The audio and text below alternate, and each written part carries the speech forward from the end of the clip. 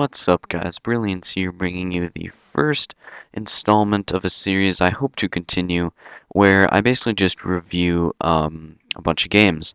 So the first episode will be Team Fortress 2, one of the games that I am the most familiar with. I have a little over 1,000 hours into this game, so I can form and express a very well-based opinion. So let's get right into it. Alright, so I'm going to be doing this review from the point of somebody who has never heard of this game, maybe like seen a little bit of gameplay. But yeah, so I just wanted to start out by mentioning that the genre of this game is an online first-person shooter. You can play single player against bots, but most of the people just primarily play online. So I'll be breaking this review into a few categories here. So first we have interface/customization, graphics, sound, gameplay/combat, balance, and then replayability, support, and then finally fun factor. Also, it should be mentioned that the point totals will amount to 100, which I will post on the screen at the end of the video when I'm totally done with the review. So first off, let's start with interface/customization. I give this a 5 out of 5, and that's because there are so many heads-up displays and options to toggle. You can download skins so that your players specifically have different clothes on. And there's just so much stuff to customize and make it your own personal game. So definitely a 5 out of 5 there. Next up is graphics, which has a point total of 10. So I give this an 8, and I do realize that the graphics in this game are supposed to look cartoony, and once again, I do realize that. However, 10s I think are reserved for the most high quality cinematic looking games, and anybody who's played Team Fortress 2 will know that the game just isn't at that level. It's not meant to look realistic. It's cartoony, and I think 8 is fairly average. So yeah. Moving on here, we have sound, which I gave a 3 out of 5. It's fairly average sound, nothing special, so yeah. Next up here is gameplay/combat, and wow, is this a big topic. So the point total for this is 25, and I give it a 23. So Team Fortress 2 is absolutely fantastic at incorporating many aspects of combat into its gameplay. The fact that there are 9 classes to play as means that you're a specialist in one area. However, you also have weaknesses that other classes can take advantage of. For example, the Heavy is a specialist in dealing out massive damage, but his weakness is his slowness. Another example would be the Scout. He's the exact opposite of the Heavy. He's fast and mobile, but can deal minimal to medium damage. Valve did do an immensely good job at creating these aspects of combat, so that you're always either making up for your weakness or taking advantage of your strengths. This means that the game is also kept fast-paced because most of the time there's always an enemy class to watch out for.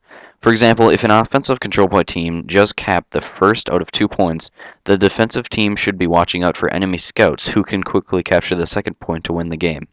In turn, these scouts should be watching out for enemy sentry guns, which, because of their aimbot, take away a scout's ability to dodge, which is absolutely huge. However, the gameplay is not absolutely perfect, and these cons are hard to talk about without mentioning balance issues, so I do think a 23 suits this category fairly well. Balance. Okay, so the point total here is 15, and I gave it a 13. So in TF2, balance is key. This is because there are many weapons in the game for each class. The chance for something to become overpowered is definitely increased because of this. So the majority of weapons and classes counter each other nicely, but as always there are a few bad eggs. In terms of classes, most have an appropriate strength and weakness. However, some are a tad bit more powerful than others. For example, in pub matches, the Heavy is considered to be overpowered. This is because of his juggernaut-like health and consistent damage output. The Pyro is also considered to be newish because of her ability to deal out damage with little skill involved. And if you play TF2, all players will complain about pyros. It's something called WM1ing, which is where they just hold down the W key and the mouse 1 key, so that they just spam their flamethrower a ton, and they're known for not taking a lot of skill to be good at. So on the weapons end, there are a few bad eggs also. Keep in mind, however, that these weapons aren't considered noobish, but rather it's as if players couldn't play the class without them because they're necessary. They eliminate key weaknesses to certain classes. So the first weapon that comes to mind is the Equalizer. So in my experience, soldiers are almost never seen without this handy little melee weapon. So the Equalizer allows, for those of you who don't know, the Equalizer allows soldiers to run fast when low on health, and the lower they are on health, the more powerful it becomes.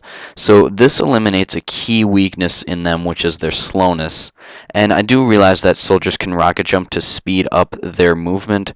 However, they do take a lot of damage for that, and I don't really count that as like a movement negating effect. Even though in competitive TF2, soldiers are very fast because the players are very experienced and they know how to utilize their rocket jump. But anyway, two more weapons that I could think of off the top of my head would be the gloves of running urgently and the sandwich for the heavy.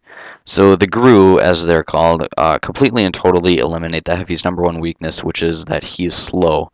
If you pull these out, you can run about as fast as a sniper, which is fairly average. But the sandwich, which I also mentioned, used to also give instant health to any players by dropping it, but Valve recently nerfed it by taking away that aspect. However, you can still pull it out, eat it, and regain full health.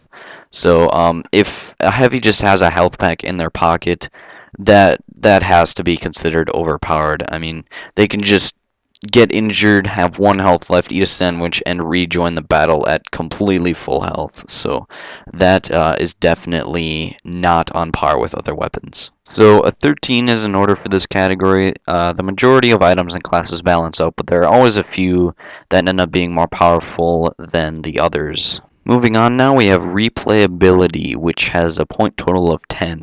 So I give this a perfect 10 out of 10 because of the number of items and the trading system in Team Fortress 2. So the replayability is absolutely endless and will provide many hours of gameplay. I myself mentioned before that I have 1,000 hours into this game. I've also met people who have played TF2 for 2,000 plus hours. I mean, trying out different weapon combinations and styles of gameplay will keep the player entertained for a long time.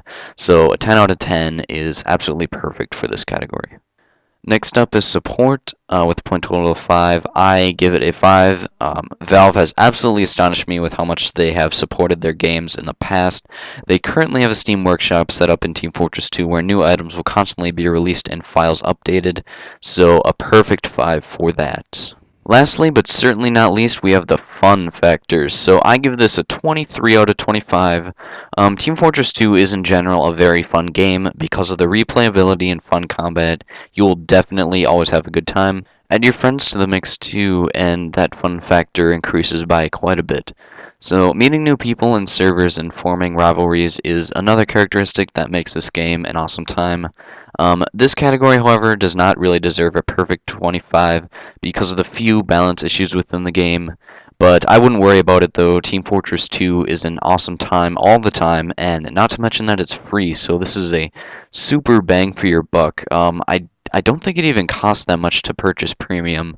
$5 at maybe max, but yeah, you just get a lot of bang for your buck with this game. So, in summary, there's almost no reason to not download this game off of Steam.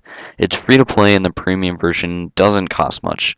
The points I've given TF2 amount to a very healthy total of 90, which makes it a very, very good game. So thanks for watching my review, guys.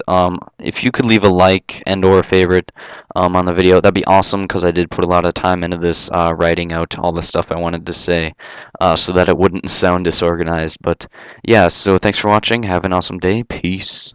Good. Guns up, move in. Everybody's dead. Guys on the card. Okay. It's a piece to the English. Just put that out. Oh, that was awesome.